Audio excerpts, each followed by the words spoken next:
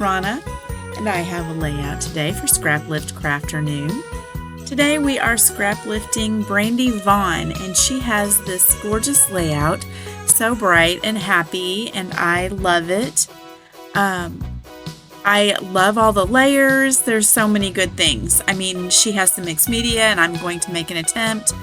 I love mixed media products. I have some fabulous products to use, and I'm just not the best. I'm gonna do my best shot here, and I'll show you what not to do. I have a layout from Addie's very first day of life. I'm going to scrapbook one photo and then make a pocket to include a lot of other photos. And the reason I'm making the pocket and not scrapping all of them is because some of them are more sensitive. I'm kind of thinking that, as she's going through her book, when she's in third grade, she may not want to see some of these pictures when, the umbilical cord hadn't been cut yet, or her dad crying, or, those kinds of things. I mean, it'll be totally sweet and she'll love looking at them when she's, 23 having her first child, or whenever that might be. But these books will be, something that I hope that they can enjoy for a long time. And I'm not sure that all of the photos that are in here would be something that she'd want to see in her younger years. So I'm just going to kind of tuck them in behind. And to do that, what I really wanted to use was some fabric washi tape, and I didn't have any in the color that I thought would work. So what I did was just take some regular washi, I tore the ends so that it was kind of decorative on the picture, and then I did every single one and lined them all up. And you can see that it's real easy to just move them around, change the order of the photos, that kind of thing. I got them all how I wanted them there. And I added some white cardstock to the back just to make that washi a little bit more stable. I cut it so it would look like a little tag. And I did add a little bit of Nuvo Deluxe adhesive in between some of the layers. One layer in particular, I had to do the back side of the photo instead of the front because the photo was taken so close to my son-in-law's head. The washi tape was going to cover over part of his face, and I didn't want to do that. So I just did that one on the back, and then I had to glue the two together. But it worked out great. I used my tiny attacher to add some extra durability there. And now I'm going to decide on my layers, just like Brandy did in hers. I chose one for a circle, and I'm going to get that cut out with my Colossal. I am I know I'm going to rough up all the edges of all of these layers, so I am not too worried about my Colossal making the edges fuzzy or whatever, because, like I said, I'm going to use my edge distresser and distress everything anyway, so it's going to work out fine. The piece that you saw there, the acrylic piece, is from Color Cast Design. It says Sweetest Moment. And this collection, which, if you watched last Sunday for Scraplift Crafternoon, you saw me pull this out and I talked about it a little bit. I only have just a few pieces in that one set of ephemera. So I'm really excited to be using a lot of this collection that I have. And I probably have enough to do at least one more layout, and we'll see if I can get that worked in here. It probably won't be, in the next day or two, but because I have some other ideas for some other things, and I get bored if I use the same collection over and over and over. So I will probably put it away and then come back to it and see if I can get one more layout. But anyway, I am choosing some of these different colors. I matched the two pastes that you see there. I pulled out because I think they're going to match perfectly with that Color Cast Design title that I want to use. And this collection does have that kind of a peachy pinky color.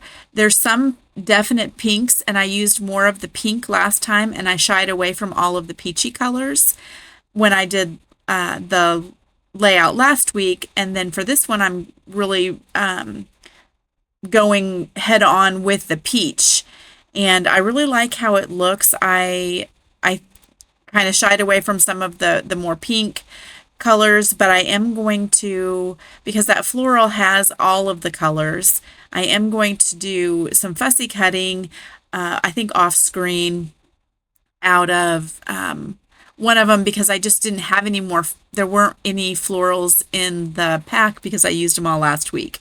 So I did have to fussy cut some. I'm going to take this cut apart and use it for a photo mat, and then off screen, or I believe it's off screen, I'm going to add a second photo mat behind it. And I cut out this blue stripe, and it would have been perfect, and I ended up not using it. I'm not sure why. I auditioned it in a couple of places and didn't like it immediately, and I don't know, I guess it just got lost in my piles over there because it didn't end up making it, and I could have totally cut some hearts out of it or something, surely, because was going to be perfect. But anyway, I ended up not using it, so that's kind of sad. I may have to go back in and add it somewhere. I don't know where I'd add it now at this point, but maybe it'll make it on the next layout. So I'm going to go ahead and arrange all of my layers, and I have at this point have already distressed the edges, except I added some more cuts here in a couple of places, and so I'm going to have to redo some of my edges. Okay, so there's where I was using it, and then we'll see where it ends up because it didn't end up on the layout. I like this text print, and I had, in my mind where I wanted the title to be, but I just didn't love the title on top of this text print. I like the text print there, and see, I keep putting it there because that's where I initially thought I wanted it, but that's not where it's going to end up. So you'll see after I fumble around a lot on this particular layout where that ends up. I am going ahead and gluing down these layers, but not to the background, because I do still want to do some of that texture paste. See, I'm still trying to put it there and I just don't like it. So I'm going to stop what I'm doing with the design part of it and just go ahead and trace all around this and then pull out that stencil butter. And let me tell you, that stencil butter is gorgeous. It is such a pretty color. You can't imagine just by seeing this on screen how pretty this is. I love that stuff. I wanted it to be a little bit more peachy, and it's quite pink straight out of the jar, but then I added a little bit of this paper glaze one, or picket fence, I think it's called paper glaze, and it was absolutely the perfect color, and I loved it. But okay, number one, I tried to match the color where I knew it was going to be covered up, and I stuck it right there in the middle. That's totally fine. But then I laid the stencil right over top of it, and I'm going to get stuff all over the back of my stencil. And then I'm going to promptly plop it right down and get stuff all over what I'm trying to do. And I don't even know, right there, I just made a big mess. I don't even think it was from the back of the stencil. I just made a mess. So I cleaned it off. I came back. I'm still making messes. I'm not loving how it looked on the side. I should have been over farther. And had I been patient enough, I would have let it dry and then come back in and added some more. But I'm not that patient. And because I did mix the two colors, this was going to dry before it had time to dry on the paper. So I'm going to end up doing, I'm not even embracing it by the time I'm done. I do love the splatters, however, and it does still peek through in a few places, but most of it gets covered up. I knew a lot of it was going to be covered up anyway, but it seems like when I finished, the parts that were showing were the parts that were messed up, and the parts that were covered up were the perfect little hearts.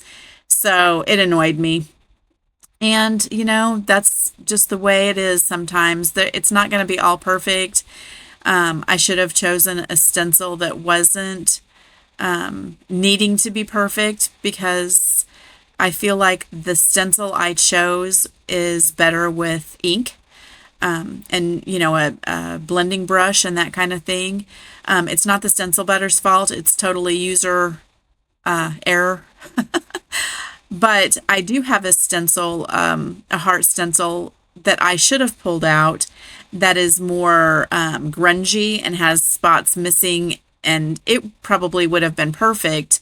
It's a larger stencil too, and if I had to do over again, if I would have had another piece of paper that I was willing to, chuck this one and start over, but I'm not. I do have two sheets of that one paper, but that is my favorite paper in this whole collection, and I just wasn't willing to chuck it and start over. So, I'm just going to make it work. I think it does work in the end, and I'm pretty happy with the layout, so I let it go. But next time I would definitely pull out the other stencil if I'm going to use texture paste. So if I remember that the next time, that would be great, right? I did pull out this foam tape, and I finished that whole roll off. I was close to the end. I finished that roll off. I had to make sure that I would have a channel for my photos because, there are, I think, 6 or 7 photos. So I used the 2mm foam tape from scrapbook.com, and it made it work perfectly. So I used the glassine bag. You kind of saw that. So it slides in and out easily. But then I also made that channel around it. With my glassine bag, it has kind of the little gusseted edges, and I glue those down and I fold it over, and then I make sure that it's folded up also so that it can't go down too far. It doesn't slide around in and out, but it's easy to take it out and put it back in. So you will be able to pull those photos out and see all of them with no problem. And I think with the tab right at the top where the page protector's going to be open, it will make it real easy to be able to view those photos later on. So now I'm just going to go through the whole package and decide on which ones I like best. And then I am going to fumble around with them a lot. I don't know why this layout took me so long, but I literally fussed and fussed and fussed with this. Eliminating some of them helps for me because then I'm not auditioning, 50 pieces. I'm only auditioning, and trying to make the few that I've chosen work. So that's my best process. So I did go ahead and pull the backing off of that foam tape, and then I fussy cut this floral that I knew I was going to need. Now, there's not much peach in that floral, but I felt like I needed to have a floral there just because I had the floral paper and it has all those colors in it. And, it's a baby girl page. I just really wanted to have at least one floral on here. So that's what I did. I think it kind of evens out the floral paper that I have on the left-hand side by adding that one to the right. Now I have this little frame and I did cut it, and I'm adding some foam tape behind it. You see I had to do 2 layers because I have the 2mm foam tape behind the layers that are there so that I could make that channel. And then for this title to lay on there flat, I had to have 2mm over on that right-hand side. I love the title here and the fact that it is covering up some of that stenciling that I didn't particularly love. The parts that are showing peeking through there match perfectly, and they're all nice full hearts, and so it looks really pretty. You saw me take my leftover of this stencil butter. I couldn't put it back in the jar because it was two that were mixed together. So I just put it on this piece of nice thick white cardstock, and then I'm using that because a lot of it, like I said, was going to be covered up. I wanted to add more of it in, and it's just so pretty. So I went ahead and did that, put it all out, punched these hearts, and I love the look. I think that helped a lot, especially, since there's just such small amounts showing on the background. So even if there was more showing, I liked how these hearts worked anyway. So I would have probably still used them. So I did find one little flower left in the die cut pack, and I was really glad I had it because I didn't have enough leaves on my fussy cut florals. So I just cut the white border off of this one. Having the second little tiny floral underneath gives me two layers. So I have the top layer popped up, and then this one's going to be flat down, and then it's going to have the extra little leaves that I felt like I was missing. So that worked there underneath, and I liked how that looked. It kind of finished it off there. I'm going to fuss around with these hearts. I kind of liked how I had that one that was from the cut apart sheet down below with the floral, but I like it up where it ended up. Right now it's just sitting on top of the title, but I'm going to, before I glue it down, push it farther down under the title, and I like that much better. So I'm deciding on this second little part of the frame, and I'm glad I cut it because I think it totally finished it off down there. It was kind of boring down in that corner, and I love that the frame kind of gave me another little base, and I liked how that looked a lot. So that worked out, and then I had 3 of the die cut hearts, and those were kind of like the background paper. It kind of has that wash of colors, and I really like how those looked, so I added all 3 of those, one in each of the cluster areas. And then the ones that I punched, I ended up having several, and they kind of went all the way around the photo, and I like how that looks. My clusters are not exactly like hers, but she kind of had hers all the way around as well. Oh, and I added a little bit of the washi tape that I tore off in 3 different layers over there, and so it's kind of hard to tell on screen that it's torn and has the 3 different layers, but I do like how that finished it off. And I added a little bit of twine, and that is pretty much it. Here are my close-ups. Definitely check out the playlist and see what everyone else did with Brandy's inspiration. I can't wait to check it out myself. And you all have a great week. Thanks a lot. Bye-bye.